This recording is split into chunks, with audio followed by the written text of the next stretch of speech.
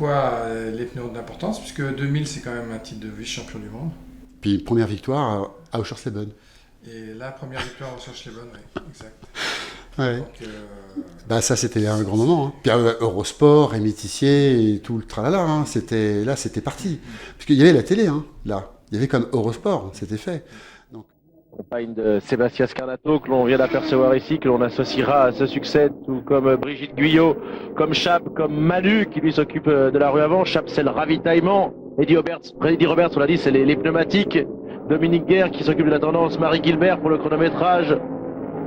Et surtout Jérémy Main, surtout à qui il faut aussi tirer un coup de chapeau, c'est la personne qui s'occupe de toute la logistique informatique du GMT, qui gère tous les ravitaillements, qui fait l'acquisition de données avec la machine et qui également s'occupe du site internet. Vraiment un gros travail durant tout le week-end. Et je peux vous dire qu'il y a sûrement une fête assez formidable qui va se préparer à Paris avec tous les copains de la Boca Chica. Faut associer aussi Philippe Debarle qui depuis de nombreuses années s'est occupé de faire la communication de cette équipe du GMT qui s'impose enfin.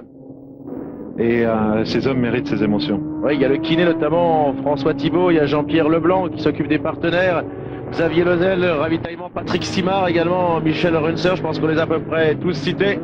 Les autres nous pardonneront. C'est une victoire d'équipe, l'équipe de Christophe Guyot. Il est team manager, il est pilote, il veut être champion du monde. C'est assez bien parti en tout cas, il fallait pour ça gagner. Il gagne, il se relance pour le titre mondial. Il a été champion de France Superbike. Il compte bien être maintenant champion du monde d'endurance.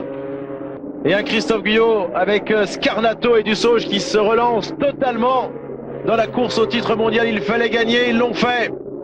Il l'avait dit, c'est l'objectif. Rien d'autre qu'une victoire ici pour le GMT. L'équipe venue du Val-de-Marne n'aura pas fait le voyage en Allemagne pour des prunes cette fois-ci. Ils avaient longtemps raté le podium. Ils étaient montés sur ce podium une première fois à la deuxième place à Estoril. C'était en début de saison au Portugal. C'est en Allemagne qu'ils, dans l'histoire de cette équipe, ils auront remporté leur premier grand succès. Voilà, c'est terminé virtuellement. Et il va serrer la main de Stéphane Mertens, le Belge, et toute l'équipe, les rouges du GMT 94 qui sont là debout pour acclamer Christophe Guyot, Sébastien Scarnato et Nicolas Dussauge qui remportent les 24 heures d'Oschersleben.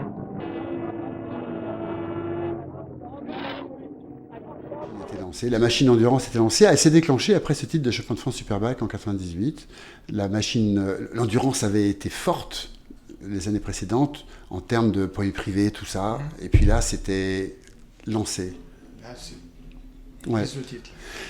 On est en tête du championnat, on arrive en bol d'or. Sauf qu'on casse le moteur, on casse une bielle au bol, une bielle qui reste en travers d'ailleurs, parce que... Des bouleversements au classement qui profitent à un équipage semi-privé. Guyot, Dussauge et Scarnato se retrouvent propulsés à la première place sur la Kawasaki GMT. Un résultat qui tombe à point nommé. Là on est en tête du bol d'or. Donc je crois qu'on a poussé un petit peu tout le monde à la faute. Et ça c'est vraiment bien aussi. Mais maintenant ça y est, on va se raccrocher à notre objectif premier, le titre mondial. Donc on va pas chercher à gagner le bol d'or. Tant pis si on fait 4e ou 5e, ce qu'on veut c'est le titre. Et de toute façon c'est promis que l'année prochaine on jouera pour gagner le bol d'or. Hélas, il ne faut pas parler trop vite, à 5h45, la bielle de la Kawasaki GMT est passée à travers le carter, tout est perdu. Mais bon, on est arrivé au bol d'or en tête du championnat, et à 6h du matin on était en tête du bol, et en tête du championnat, et on a cassé une bielle. Mais voilà, on est dans le match. Alors comme pilote, il était l'année d'avant, il y a Nicolas Dussauge aussi, qui est un pilote du GMT fidèle, sur plusieurs années. Il était super Nicolas, hein. C'est comme Sébastien. Nicolas c'était aussi un top, hein. Il était né de la 125, il avait fait le Grand Prix, il était champion de France. Et il s'est beaucoup donné avec nous, il y a cru. C'est vrai que tous les trois, on a une sacrée histoire, parce qu'ils m'ont fait confiance, j'étais à la fois le manager, le pilote. Et Nicolas, c'était parfois plus... C'était un rock'n'roll, hein. Un punk. Fallait le tenir, Nicolas Dussauge. Mais tellement sympa, alors que Sébastien, c'était mon associé. Je peux dire que c'est avec lui qu'on a construit tout ça. Il m'a aidé, y compris comme pilote, y compris pour être champion de France. Il allait dans les virages, il me coachait, il m'aiguillait, il me disait et non, s'il y a ça, améliore là, dérange-toi plus là. Enfin, moi, je faisais pareil avec lui. Et il y a une vraie complicité. Une complicité, ouais, exceptionnelle. Je lui dois toutes ces victoires, toute cette histoire. Donc on retourne en 2001. Toujours un titre de vice-champion du monde et 2 victoires avec le Mans et Schwarzschild et un changement de marque puisque tu passes chez Suzuki à cette époque-là. Alors c'est l'année dont on a parlé précédemment où il y a les changements de règlement. Et c'est vrai que je travaille avec Dominique Mélian. Moi j'ai une Kawa, lui il est Suzuki. Et en fait il n'y a que Suzuki qui s'est investi dans le projet. Enfin Dominique Mélian. Alors que ça défendait tout le monde. La Kawa, il y avait une 900, la Honda, il y avait une 1000, la Yam, il y avait la 1001. Tout le monde avait intérêt, mais le seul qui a bougé, c'est lui. Et à un moment donné, quand on est allé à la Fédération internationale, on est invité au Portugal, je me rappelle, c'était pour le congrès de la FIM, Jacques Boll demande aux acteurs de l'endurance d'aller, et nous voilà partis au Portugal, il n'y a que Mélian et moi qui y allons. Donc on se trouve là-bas, et là, la responsable technique dit, bon, vous proposez quoi ? Mélian, lui, connaissait bien. Hein. Puis la nouvelle 1000 G6R qui arrivait, il la connaissait. Donc le règlement, ce serait bien de ça. Il avait raison. Je me rends compte quand même que le règlement, il est pas mal pour la Suze. Pour être sincère, je pense qu'il aurait été bien d'ajouter à ce moment-là, si Kawasaki avait été présent, c'était une 900, de mettre peut-être un réducteur quelque part pour abaisser un peu la puissance de la 1000 Suzuki et de la 1000 Honda et de la R1 pour permettre à la Kawa d'être dans le match. Ça aurait gêné personne. Mais Kawa n'était pas là pour se défendre. Donc, du coup, on s'est retrouvé, je me suis dit, je prends quelle marque de moto ? La G6R m'avait l'air d'être pas mal. J'avais quand même plutôt sympathisé avec Dominique Mélian. Et comme la nouvelle moto arrivait, on a décidé même de travailler ensemble pour la préparer. Donc, on est allés ensemble pour fabriquer les nouveaux réservoirs. Voilà, on était concurrents. Mais avec Dominique Mélian, c'était vraiment super parce qu'il a vraiment cherché à ce qu'on travaille ensemble. Et donc, naturellement, je me suis retrouvé à acheter une Suzuki. D'accord. Puis, bien, t'en as pris puisque tu gagnes les 24 heures du Mans. Alors ça, c'est après des places d'honneur. Tu nous disais que le Mans, c'était un de tes circuits fétiches. Et là, tu gagnes les 24 heures du Mans. Émotion. Alors, le truc dont je me rappelle, c'est que l'émotion était telle que du coup, j'arrivais plus à mettre en avant ce pourquoi on était là. Avec nous, tout est possible. Donc c'est ce que j'écrivais sur mes posters depuis tellement longtemps. Et là, je grimpais les marches avec tout ce monde derrière, tout ce monde devant. Et j'arrivais pas à dire autre chose que c'est incroyable. Alors ce paradoxe, où d'un côté, je l'avais fait pour montrer que c'était possible de le faire. Et le jour où ça m'arrive, de dire c'est incroyable. Alors, il y a des raisons, parce que ça restait incroyable. Parce que dans la nuit, l'avant est parti, c'était moi sur la moto, il y avait une moto qui était en travers dans la Dunlop et il y avait de l'huile et la moto a glissé comme ça de l'avant et elle a raccroché. J'ai coupé le bac, je ne suis pas tombé. Le cœur, il est sorti 3 fois comme ça. C'est rentré dans l'ordre, j'ai fini mon relais et ça m'a réveillé la nuit très longtemps. Des années, hein, pendant des années. La chute dans la Dunlop. Alors pourquoi elle n'est pas partie là ? Et puis le final, qui était un moment très fort, avec un moment de complicité avec Sébastien Scarnato, où pour la première fois et la seule fois de l'histoire des 24 heures, vous avez 3 pilotes casqués avant le dernier relais. C'est jamais arrivé. Pourquoi ? Parce qu'il se trouve que je suis le manager et le pilote. Ah oui ? Que le dernier relais, c'est moi qui dois le faire. Parce que Riri, Fifi, Loulou, Riri, Fifi, Loulou, Riri, Fifi, Loulou, à la fin, c'était moi. Donc derrière Dussauge. Et Nicolas Dussauge roule. Et là, ça faisait déjà 2-3 relais qu'on ne savait pas s'il fallait changer les plaquettes de frein ou non. Mais à l'époque, changer les plaquettes de frein, c'était pas comme aujourd'hui. Aujourd'hui, on change les étriers. Donc on sait combien de temps on va mettre. Mais à l'époque, ça dépendait. si les pistons vont bien rentrer, s'il ne sera pas trop chaud. Donc c'était entre 1 minute et 2 minutes, on était sur la minute de marge. D'accord. Bon, je vous dis, on est sur 5 secondes. Mais en fonction, et la Honda n'était pas loin derrière. Donc, là je dis à Sébastien, non mais là, Sébastien, je fais comment là si on change les plaquettes, moi je pars, je sais pas où on est. Et avec tout, la Honda, qui va me le dire qui va savoir? Ah oui. Donc,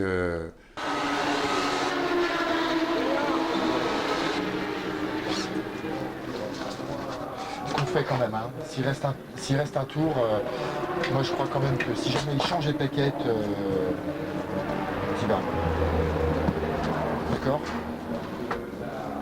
Là, s'il change les plaquettes, t'y vas. Parce que je ne pourrais pas calculer t'y vas s'il change les plaquettes. Non. parce que ça paraît simple comme ça, mais c'est comme complexe.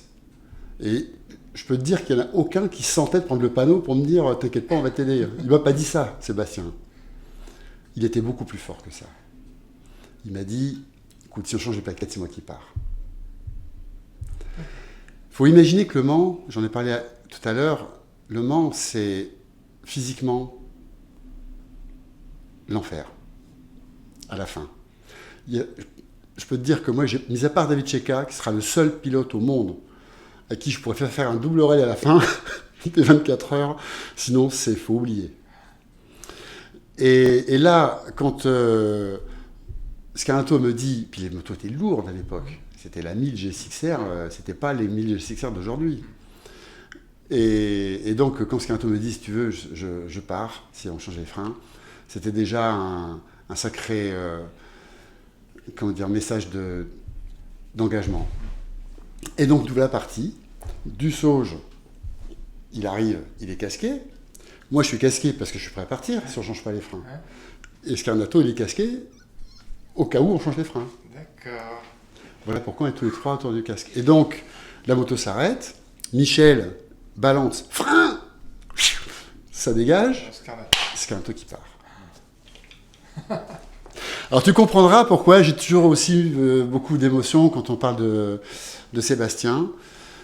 Parce que c'est pas que Le Mans, c'est pas que à ce moment-là.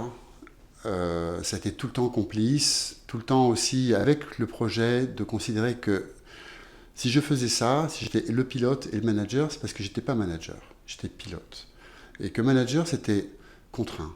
Parce que si je voulais être acteur de mon destin, si je voulais rouler, si je voulais atteindre mes objectifs, il fallait que je me le prenne en main.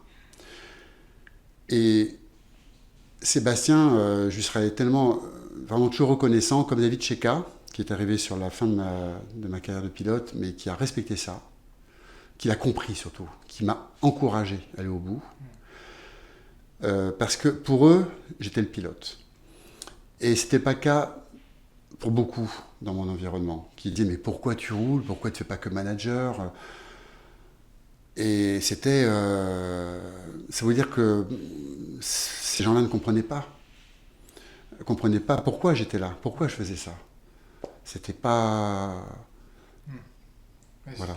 Et donc, Sébastien Scarnato m'a aidé, de même qu'après David, à aller au bout de cet engagement que j'avais donné à mes débuts. 2002, encore une belle saison, même si c'est une petite régression au championnat du monde, termine 3e. Toujours chez Suzuki, avec vainqueur des 6 heures d'Obno, 2e en Italie et 3e à Silverstone. Et là, tu as un nouveau pilote avec William Coste.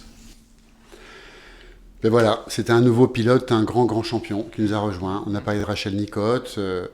Il y a eu Steve Hislop, on n'a pas parlé en 99, avec qui on a fait la première pole position du team. C'est un moment fort, Steve Hislop, vous savez, qui est décédé d'un accident d'hélicoptère ensuite, mais qui nous a apporté une pole. Et après, c'était William Coste. Alors pour moi, c'était, vous vous rendez compte, le pilote qui a fait les Grands Prix, qui était coéquipier d'Olivier Jacques, qui a gagné la Thunder Cup, enfin voilà, en 600 mondial. Voilà, c'était un grand nom de la moto qui nous a rejoints. Et il était super parce qu'on était encore une écurie privée. Et bon, budget pilote, j'avais pas. Autant que j'ai jamais demandé quoi que ce soit un pilote, jamais. Autant les pays à l'époque, c'était pas possible, on n'avait que la prime d'arrivée, qu'on conservait pour aller sur la course d'après. Donc, et William a donc nous a rejoints avec. C'était super. Cette victoire à Brno avec lui restera un super moment. Alors, 2003, c'est une année charnière à double titre. L'arrivée de David Cheika et puis le changement de marque avec Yamaha. Alors c'était dans l'autre sens. C'est d'abord le changement de marque avec Yamaha. Puis après, David Cheika. Et c'était super parce qu'enfin, depuis toutes ces années que je rencontrais Jean-Claude Olivier, qui me disait écoutez, je vois pas ce que vous voulez, votre moto elle est rouge, moi elle est bleue. Bon. Puis est arrivé ce qui est arrivé. En fait, quand au Bol d'Or, 2002 n'était peut-être pas la meilleure saison, on était 3e. Et puis surtout, on s'est battu pour la victoire avec William. Et donc c'est là que Jean-Claude Olivier est venu me voir, puis écoutez Christophe, si vous voulez rouler sur Yamaha, appelez-moi. Donc ça s'est fait. Et c'était l'année où c'était la dernière année modèle de la Yamaha R1, modèle 98 en fait. Et donc si Jean-Claude Olivier en même temps était prêt à me confier ces 2 motos, avec un budget pilote, c'était parce que de toute façon Marcel Garcia partait sur notre projet et que c'était aussi la fin un petit peu de ce modèle qu'on attendait 2004. Donc nous voilà partis, et le début de saison a été compliqué. Alors là, la 6e place seulement a été une déception. Avec Sébastien Scarnato, on n'y arrivait pas, avec cette moto. On était moins bon. 12e sur le grille de départ en Italie, après. Pas terrible. On fait quand même un podium en Autriche, mais pas très brillant. Et on est en Espagne, et là je tombe et je me casse une vertèbre. Bon, c'est l'année qui démarre vraiment pas bien. Là, l'entrée chez Yamaha, c'était pas terrible. Et là, c'est de là d'ailleurs que je crois qu'on sait dans ce moment-là qu'on restera chez Yamaha. Parce que jamais. On nous a présenté Jean-Claude Olivier comme quelqu'un de dur, de ceci, cela. Bon, il ne m'appelait pas pour m'envoyer des encouragements, mais j'ai quand même rien reçu. Donc moi, j'ai pas vu ça. En fait, ça lui est arrivé de montrer qu'il n'était pas content, mais quand ça allait gagner. Quand il y avait la frustration. Là, ça n'a gagné rien du tout. Donc bon, voilà. Et Alexandre Kowalski, toujours derrière, toujours essayer de comprendre, rapporter ce qui se passe, etc. Donc je me casse une vertèbre, et là se pose la question du remplacement. Pas de pilote, pas trop de résultats dans l'année, donc là ça courait moins que d'autres années pour rouler sur notre moto. Et puis voilà, je ne vais pas un petit peu en expliquer, mais je trouve avec David Cheika, 22 ans, et alors là, le coup de fraîcheur, il arrive, je veux gagner. Je dis, non mais... déjà, si on fait podium, en plus au Sherseven, ça va t'occuper un moment, parce que physiquement, c'est... T'as jamais fait. Merci, moi, je connais le Montmelo. Alors, il me parlait que du Montmelo qui était le circuit de Barcelone. J'ai dit, mais entre Barcelone et oublie. Merci, moi je veux gagner. Bon, il arrive en Allemagne, et là, un spectacle. Il n'y a pas d'autre mot, c'était un spectacle. Mais c'était un jeune fou, hein. Et tout le monde avait dit, il ne faut pas le prendre. C'est Rafino Foti qui roule avec nous. Il y avait, beaucoup me disaient, mais t'es fou, quoi. Pourquoi tu prends ce jeune il avait été coéquipier de Casey Stoner avec Cecchiniello. Mais bon, souvent par terre, etc. Et moi, je n'avais pas le choix. Je trouvais que c'était mieux d'offrir la chance à un jeune qui avait envie que de courir après des pilotes qui ne couraient pas après. Non, au moins, c'est lui qui avait envie. C'était plus facile de freiner quelqu'un qui... Sauf qu'en fait, on n'a rien freiné du tout. Parce que c'était tellement bon de voir cette moto en tête de la course, avec le David qui descendait. C'était comme ça. Il emmenait tout le monde avec lui, Sébastien Scarnato. Vraiment une belle complicité entre les deux.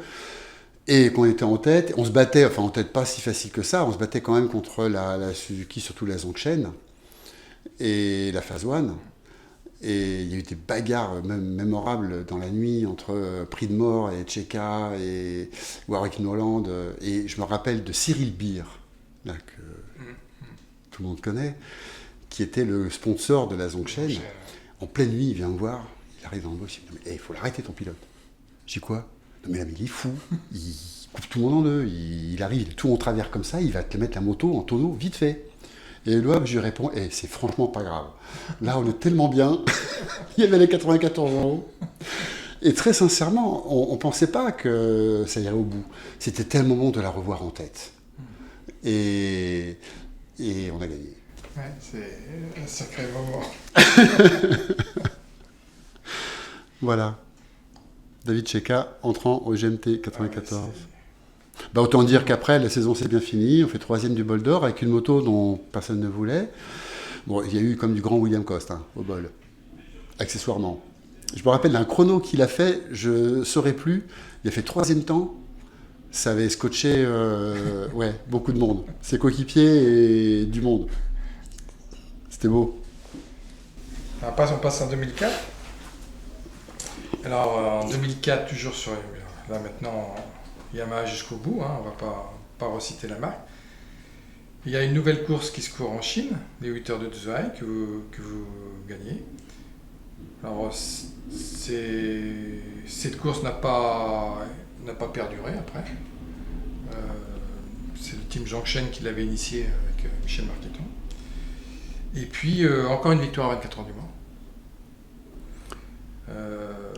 Et là, vous êtes vraiment le team officiel Yamaha, avec David Cheika, toi en 4e pilote plutôt. Donc c'était David Cheika, William Coste et Sébastien Gimbert qui arrivaient dans le team. C'est ça. Donc on était 4. En fait, les 2 pilotes qui ont pu faire toute la saison, ça a été David Cheika et William Coste.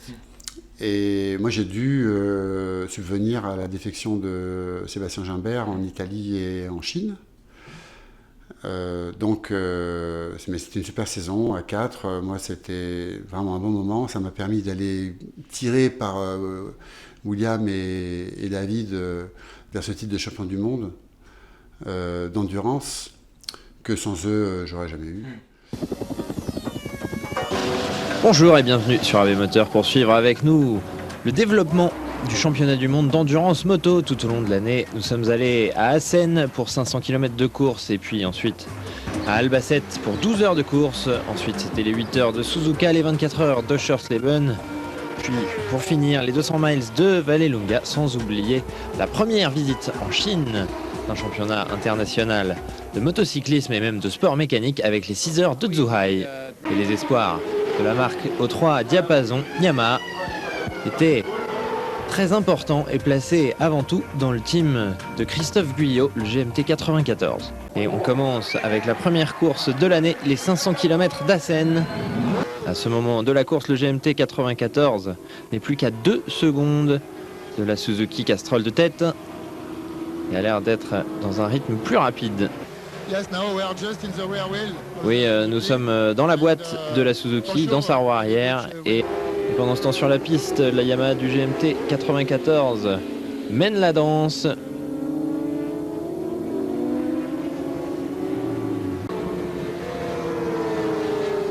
Peut-être un bouleversement à la tête de la course avec la Suzuki officielle qui a trouvé un meilleur rythme et qui revient dans la roue de la GMT 94 pour finalement la dépasser. C'est l'instant crucial pour toutes les équipes et le dernier ravitaillement. Malheureusement, la suspension arrière cause toujours d'énormes soucis de pilotage au pilote du GMT 94. Le GMT 94 finit à 18 secondes derrière. Notre Yamaha, celle du team Endurance Moto 38, est 3e avec le 2e round de ce championnat du monde d'endurance 2004 est historique puisque c'est la première course de sport mécanique en Chine. Malheureusement, les favoris du CERT et également du GMT 94 ont pris un mauvais départ. En ce temps, le GMT 94 a fait une très belle remontée et a passé le team Endurance Moto 38 pour prendre la 4e place. Tandis qu'à la tête de la course, le team officiel Suzuki compte déjà 3 secondes d'avance au 9e tour. David Cheika sur la GMT 94 passe en 3e position au 11e tour.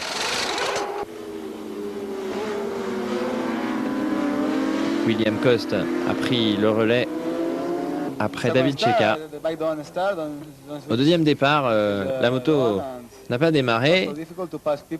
Je n'ai pas compris. Et en fait, c'était simplement le coupe-circuit. J'avais oublié de rebrancher. Il a fallu remonter et passer tout le peloton. Et là, c'est un léger drame. Également pour le GMT 94 qui testait pour cette course un nouveau système de ravitaillement issu de la Formule 1. Et en fait, le tuyau d'alimentation s'est retrouvé coincé dans le réservoir. Léger désarroi au sein du GMT 94. Avec moins de 3 minutes en course à parcourir, les mécaniciens du CERT vont devoir donner tout ce qu'ils peuvent dans la réparation de la Suzuki officielle. Ça permettra à celle-ci de rejoindre la course et même de finir en 6e place. Ce qui, compte tenu de leur chute, est une performance honorable. Du côté du GMT 94, après le léger incident au dernier ravitaillement, on profite des malheurs du CERT pour remporter de fort belle manière cette course historique.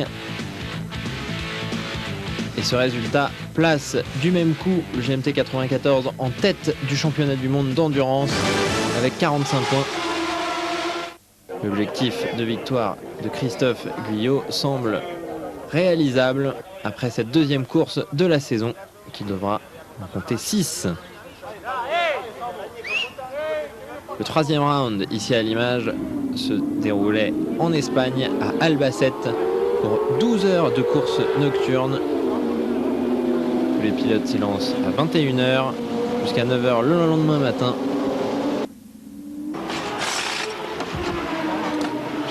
Et ensuite le tour des leaders du championnat du monde avec le GMT 94, David Cheika, qui a l'habitude, une belle leçon d'enthousiasme de la part de Sébastien Scarnato.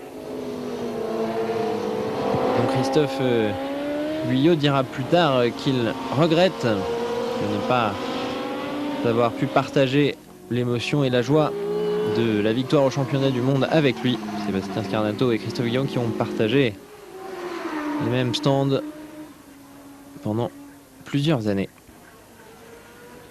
Et justement, du côté du stand du GMT 94, apparemment un problème mécanique pendant le relais entre David Cheika et William Coste. Au début de mon relais, j'ai essayé d'attaquer et j'ai senti un peu de mouvement au niveau de mon sélecteur de vitesse. C'était de pire en pire, presque cassé. Et j'ai essayé de finir le relais dans ces conditions, mais je tournais quand même une seconde moins vite. J'étais assez verni de ne pas me cracher dans ces conditions, nous dit David Cheika.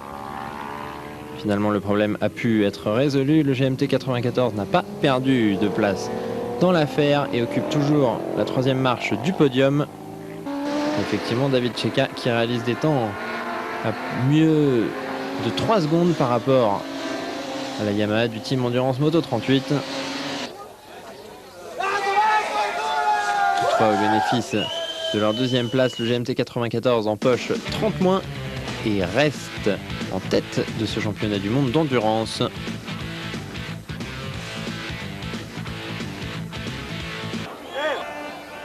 À l'occasion des 8 heures de Suzuka, dont malheureusement nous n'avons pas les images, GMT 94 a pu encore accroître son avance au championnat en terminant 3e des pilotes et des teams engagés en championnat du monde d'endurance. Les 8 heures de Suzuka, une course qui est un petit peu la cour de jeu de Honda.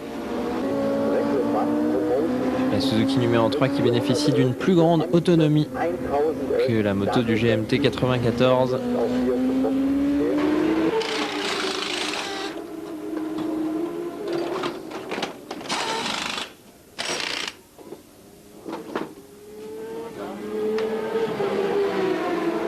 GMT 94 et la Suzuki numéro 3 qui se disputent à tête le coucher du soleil. C'est la course la plus difficile de la saison qui s'annonce, la plus longue en tout cas. À la différence du circuit d'Albacete en Espagne, Oschersleben n'est pas équipé d'un éclairage intégral. La course est donc beaucoup plus fatigante pour tous les pilotes. Et malheureusement, à ce moment-là de la course, un désastre a frappé la Suzuki officielle qui a chuté en répandant de l'huile sur la piste. 6 pilotes sont tombés à sa suite. Et tout ceci fait évidemment les affaires du GMT 94 qui se retrouve propulsé en tête de la course et avec une avance confortable de 6 tours sur la Yamaha Austria numéro 7 avec le team Endurance Moto 38 en 3e place. 7 tours plus loin. C'est la première fois cette année que 3 Yamaha mènent le bal à la mi-course. C'est le lever du soleil. Le CERT, le Suzuki Endurance Racing Team officiel est hors course. C'est le tournant de la saison. La Yamaha numéro 7 qui a des problèmes également en 2e place et qui requiert l'assistance des grands frères du GMT 94. C'est le dernier pit stop du GMT 94 qui file tout droit vers une victoire indiscutée avec 18 tours d'avance sur la Yamaha Austria numéro 7 et 24 tours d'avance sur la Yamaha du team Endurance Moto 38. Pour la numéro 7, les problèmes de surchauffe ont été résolus. Ils vont pouvoir terminer ces 24 heures de Oschersleben à la 2e place. GMT 94 qui aura effectué le meilleur tour en course et remporté le championnat du monde.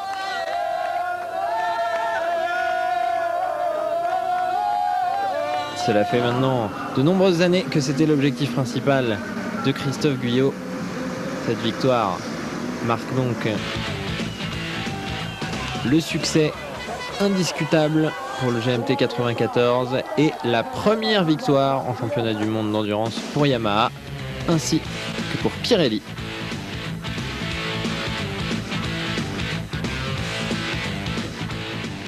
Et donc, c'était, et puis de se dire que voilà, j'aurais pu terminer sur une victoire en Chine, puisque ce sera ma dernière course. Et en plus, ça aurait été la seule course en Chine. Mais bon, ça, j'en ferai pas de satisfaction. C'est sûr que ce titre mondial, pour moi, c'est l'accomplissement. C'est la fin.